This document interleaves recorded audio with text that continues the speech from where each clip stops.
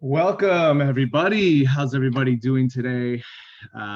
This is Michael Benmeleh, and this is Erev Shabbos, guys. Erev Shabbos, very exciting time. And I wanted to go over something so amazing that I just learned this morning that I had to share it because for me it was pretty mind-boggling. So I'm learning in the Daf Yomi in Masechet Eruvin. Yesterday's Daf talked about something that hit home, and it actually from now on I think will change my attitude completely on something that I think in American culture today is pretty popular. And what is that? So for those that know, there's a bread I'm show you guys here called Ezekiel bread, right? And I know for many years now I've been one of those consumers who would eat Ezekiel bread, known to be one of those breads that's, so to speak, more lower in carbs and calories. Supposedly it's good for you. And of course, the most important part about Ezekiel bread that makes it feel so like nostalgic, I guess you want to call it, is what is their claim to fame? So if you look at Ezekiel bread, right? Why is it Ezekiel bread? First of all, you see it says Ezekiel 4:9. I never even looked at that. What is Ezekiel 4:9? So there's a pasuk in Ezekiel, and the pasuk in Ezekiel says like this, and this is what has it actually on their wrapper here that you have it. It says like this. This is from the pasuk in Ezekiel, and it says, "Take also unto thee wheat and barley and beans and lentils and millet and spelt, and put them in one vessel and make bread of it." So when you read this, you're like, wow, this is bread. It's from the Torah. It's special, right? Wrong. And this is going to be a big, get ready for this. For those that eat Ezekiel bread, this is going to be an eye opener. All right. So what's the context of this whole pasuk that it's coming from, right? So if we look at the story behind it in the book of Ezekiel, right? Ezekiel, who was a prophet, and he was one of those prophets during the last days of Jerusalem before the Babylonians came in and destroyed the city and the temple. I think it was in the year 586 BCE. That's the year. And basically, God is sending Ezekiel, right, into the wilderness, go beyond the city, and he gives him a lot of different directions of what Ezekiel is supposed to start enacting and doing. Now, prophets in general, they make prophecies, right? And they perform these prophetic acts, right? But this whole thing of what he's supposed to do was all related to what? The coming doom of Yerushalayim, of Jerusalem, right?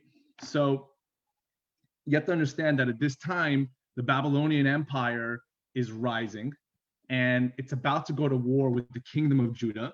And Ezekiel is essentially predicting the doom. Why? What's the reason? Because Judah has turned its back on God, and now God has turned his back on Judah, on us, the Jewish people. So basically, these prophetic acts that Ezekiel is supposed to do, he's basically supposed to announce to the people of Jerusalem that the coming doom is about to happen. Okay, that's the essential premise of it. What are the things that he's supposed to do? He has to take a brick and inscribe on it a model of Jerusalem in order to tell the people of Jerusalem that the Babylonians are on their way, and the Jerusalemites are basically going to be destroyed. He also has to shave his head, and he has to put his hair in different ways and burn it and throw it all over the place, right? Interesting, right? Again, showing symbolism what's going to happen to the people of Jerusalem. Some people are going to get killed immediately. Some people are going to have a slow death and starvation. Other ones, people are going to be taken into captivity. Not nice stuff, right? Now, there's one more part that it says here, and we're going to connect it to this. Ezekiel also has to lie down on his side for a long period of time. Why? Because imagine you're lying down in periods of time. Why? He has to mimic and show what it's going to be like when he's under siege. And here's the part with the concept of where the Ezekiel bread comes in. So it says in that pasuk, and it says, This bread with wheat and barley and beans and lentils and millet and spelt is the food one eats, supposed to eat. But when are you supposed to eat that? That's the food that somebody eats in times of famine. In this case, in times of being sieged. And we know that in that time also there was cannibalism in the city. People were eating, God forbid, they were eating kids, right? It's not a good thing. It's a really bad thing, right?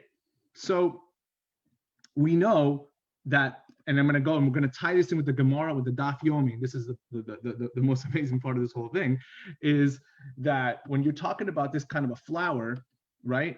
The reason why they said make bread of this type of wheat and this and beans and this is because they couldn't get one type of flour together. There wasn't enough to make it happen.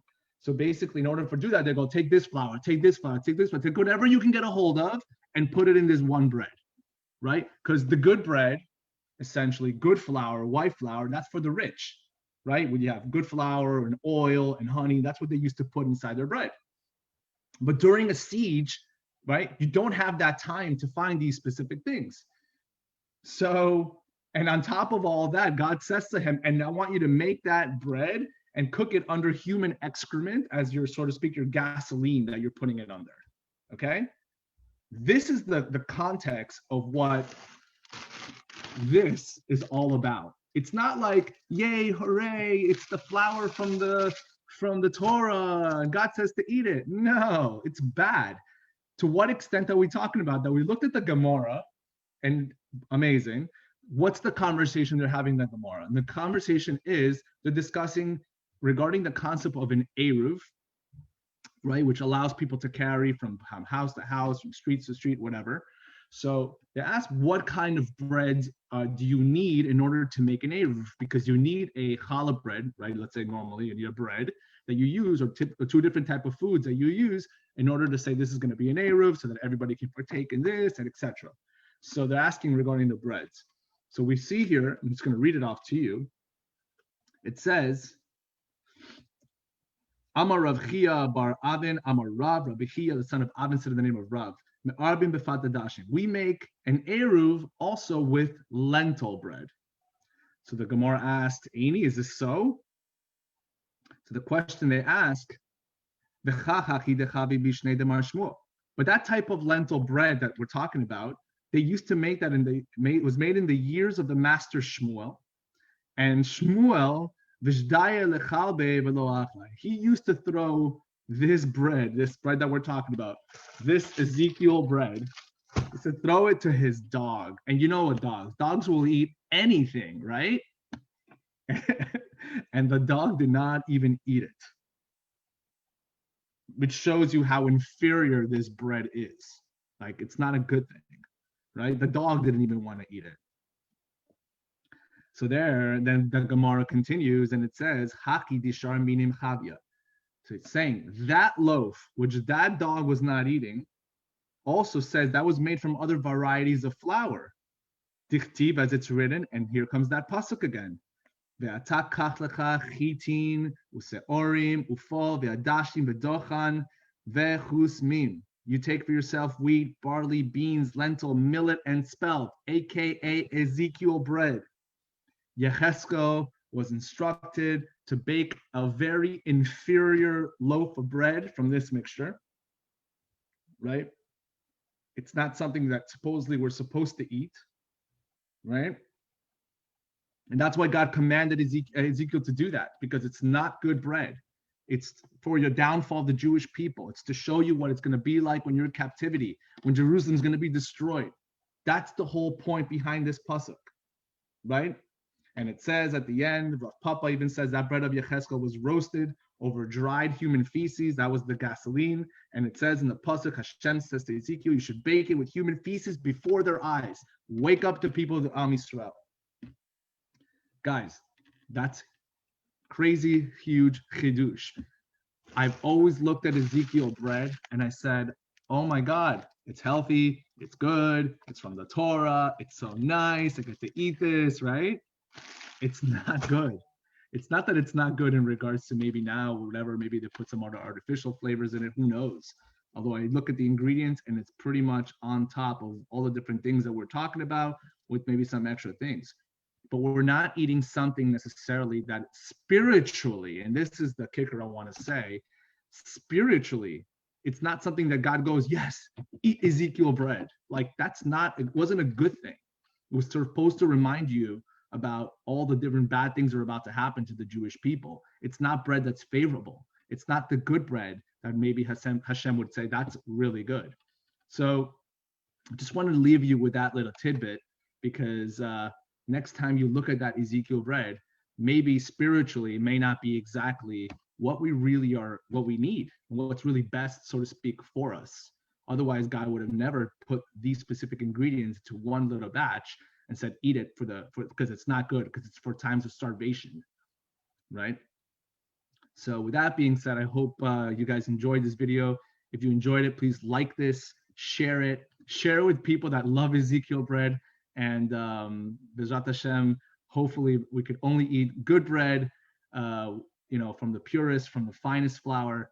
And B'ezrat Hashem, that's the mentality we should have. Be on that mentality, because sometimes what we are, what we think, what we eat makes us who we are. And if we put that negative connotation and energy into our body, maybe that's not really what we need, right? We need to be thinking Mashiach, rebuilding the third temple, not the destruction of Jerusalem, not the downfall.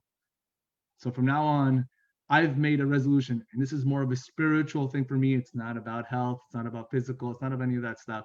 For me, it's a mentality and it's a spiritual concept. I will not eat Ezekiel bread bli neder, unless I, God forbid, ever have to. But I won't make that effort anymore, because for me, what's important is the mentality, and the mentality, the spiritual mentality of positivity, of the rebuilding of the Beit HaMikdash, and B'ezrat Hashem, Mashiach should come. B'mehera v'yameinu. I hope everybody has a wonderful, wonderful Shabbat. Lech lecha, go to yourself.